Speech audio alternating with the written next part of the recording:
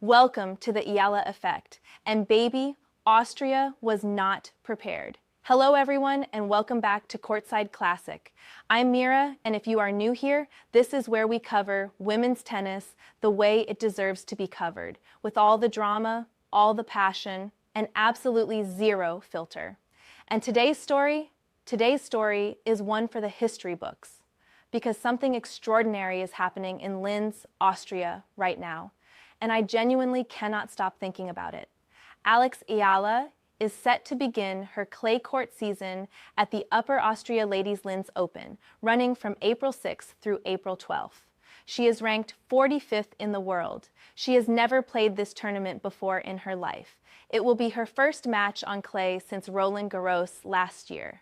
And yet, the Filipino community across Europe, across the Middle East, and across the globe is treating this like the Super Bowl, the World Cup, and a national holiday rolled into one magnificent, flag-waving celebration. Let me put this in context, because context is everything here. The Upper Austria Ladies Linz is celebrating its 35th edition as a stop on the WTA Tour, and this year it enters its third season as a WTA 500 event. Here is something remarkable that most casual fans do not even know.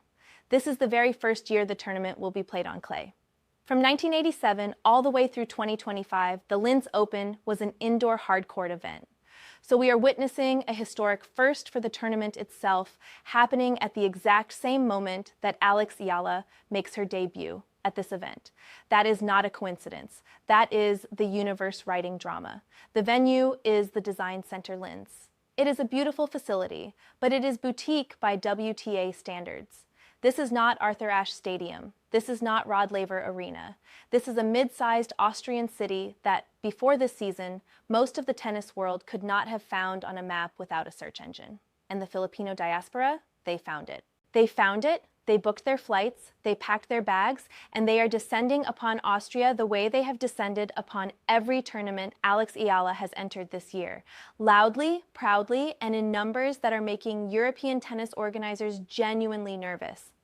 Now, I want to be straight with you, because on this channel, we deal in facts, and I will never just read you a script without thinking critically about what is actually true. The specific crowd figures floating around social media right now. Some sources are throwing out enormous numbers, 35,000 fans, hotels fully booked, the airport overwhelmed. I could not independently verify every one of those details.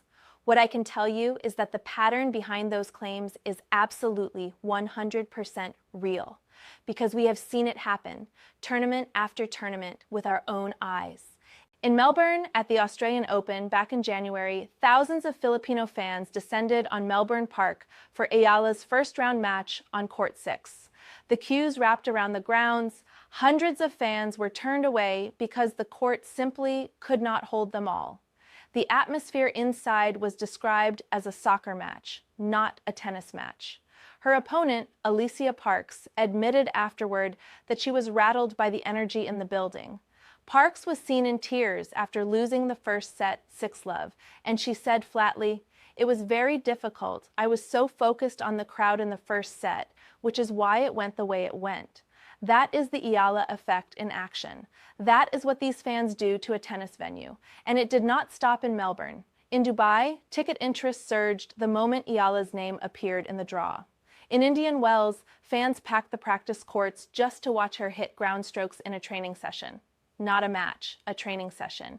Eala herself revealed on a podcast that after one practice at the National Tennis Centre in Australia, the crowd became so dense around her that she was physically pushed toward a wall and had to shout for people to give her space just so she could get through.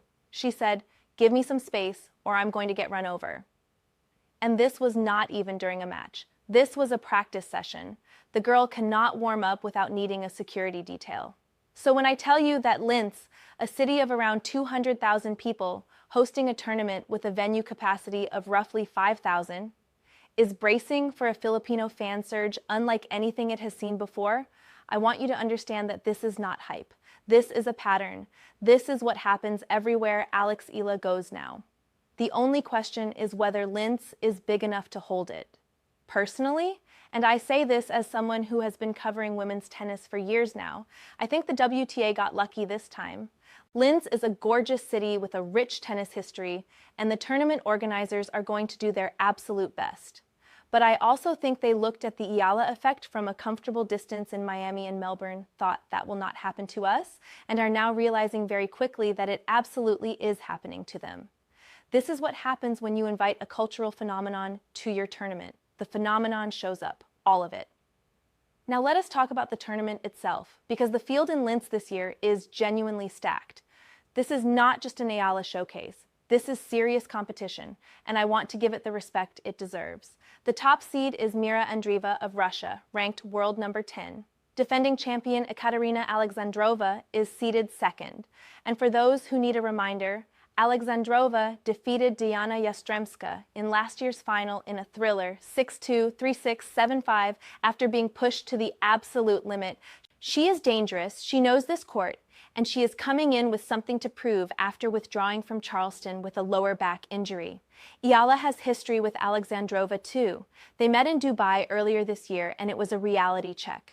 Clara Tauson of Denmark is seeded third. Now that name should mean something to every Eala fan watching this.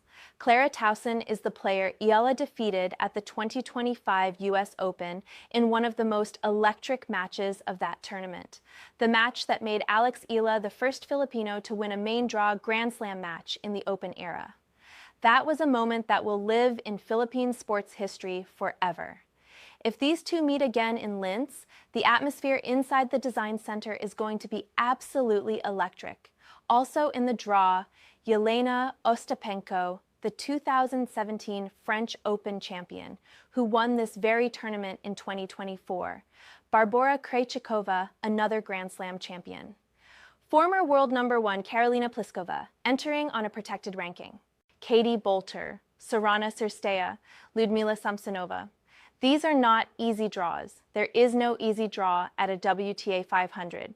And then there is the surface question, which we need to address honestly, because I am not here to sugarcoat things for you. Clay is a different game. Every tennis fan knows this.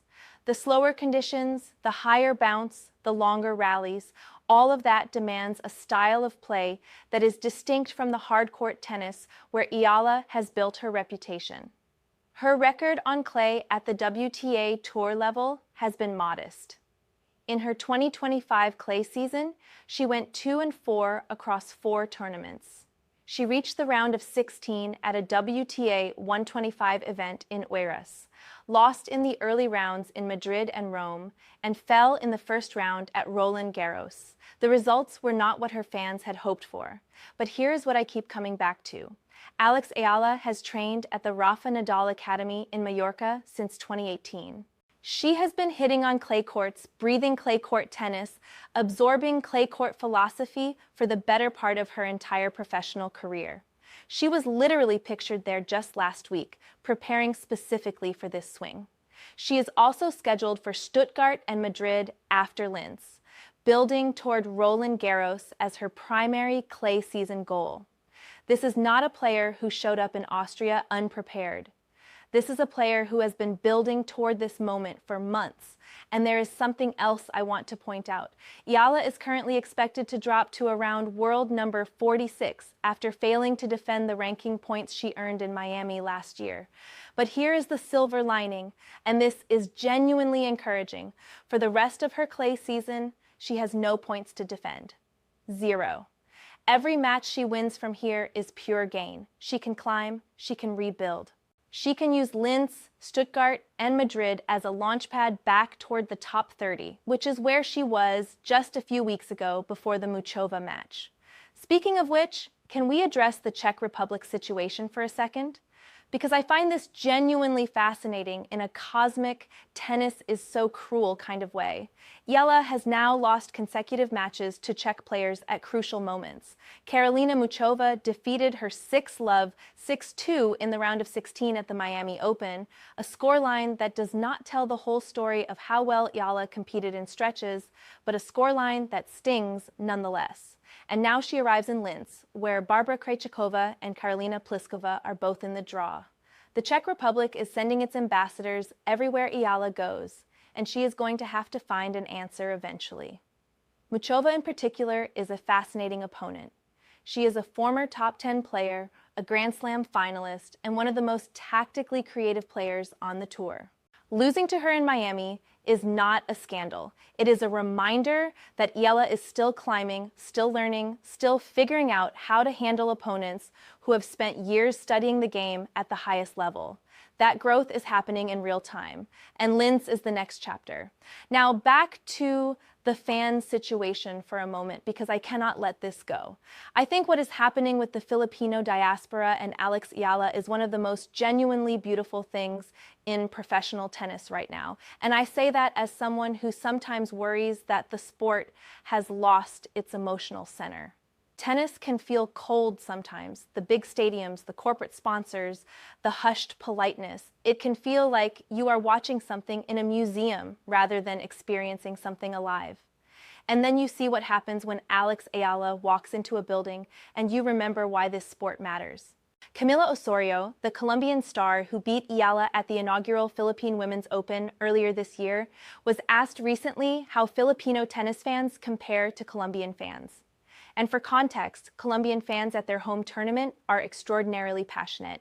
Osorio said she was super happy and honored to have experienced playing against Eala in Manila. She said she was going to try to enjoy the crowd energy and do her best to perform.